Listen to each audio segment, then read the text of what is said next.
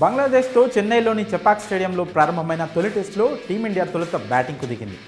Toss గెలిచిన Bangladesh captain షాంటో తొలుత bowling ఎంచుకున్నాడు.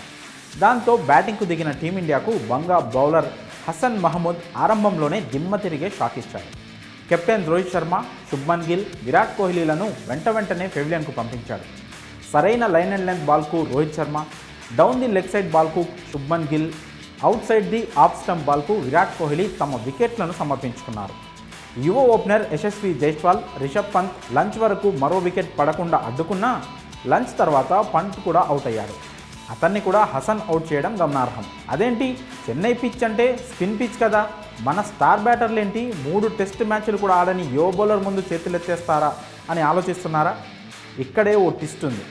స్పిన్కు అనుకూలంగా ఉండే చెపాక్ పిచ్ను పేస్ ఫ్రెండ్లీగా మార్చి ఇవ్వాలని టీమిండియా కెప్టెన్ రోహిత్ శర్మ కోరినట్లు గతంలో వార్తలు వచ్చాయి.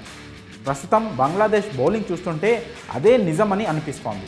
ఇండియాలోనే స్పిన్ బౌలింగ్కు స్వర్గధామం లాంటి పిచ్ను ఎందుకు పేస్ పిచ్గా మార్చారు? రోహిత్ శర్మ ఎందుకు అలా కావాలని కోరాడంటే దాని వెనుక భయం ఉందా అనే అనుమానాలు వ్యక్తమవుతున్నాయి. టీమిండియాతో టెస్ట్ సిరీస్కి వచ్చే ముందు బంగ్లాదేశ్ జట్టు పాకిస్తాన్తో 2 టెస్టులు ఆడింది. 2 గెలిచి పాక్పై సిరీస్ను వైట్ వాష్ చేసింది. ఇప్పుడు మన దేశంలో మనపై కూడా అలాగే చెలరేగుతుందేమో అని రోహిత్ భయపడి ఉంటాడనే అనుమానాలు వ్యక్తమవుతున్నాయి. షకీబుల్ హసన్, మెహదీ హసన్తో బంగ్లా స్పిన్ బౌలింగ్ అటాక్ పటిష్టంగా ఉంది. పైగా విరాట్ కోహ్లీతో పాటు మరికొంతమంది టీమిండియా బ్యాటర్లు స్పిన్ ఆడటంలో ఇబ్బంది పడుతున్నారు.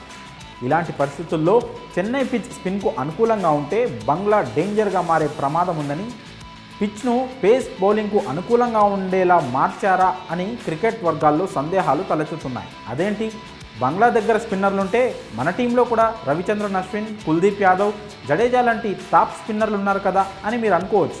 కానీ బంగ్లా బ్యాటర్లు స్పిన్ను సమర్థవంతంగా ఆడతారేమో, లేక మన స్పిన్నర్లపై టీం మేనేజ్మెంట్కు నమ్మకం లేదేమో అని కూడా భావించవచ్చు.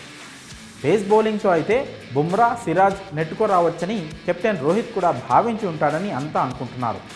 పిచ్ పేస్ బౌలింగ్కు అనుకూలంగా ఉంటే టీమిండియా బ్యాటింగ్ లైనప్ను బంగ్లా పేసర్లు పెద్దగా ఇబ్బంది పెట్టరేమో అని రోహిత్ శర్మ అనుకొని ఉంటాడు. కానీ అవుట్ ఆఫ్ ది సబ్జెక్ట్లా హసన్ మహమూద్ అనే యువ పేసర్ పిచ్ కండిషన్స్ను అద్భుతంగా ఉపయోగించుకొని టీమిండియా టాప్ ఆర్డర్ను కుప్పకూల్చాడు.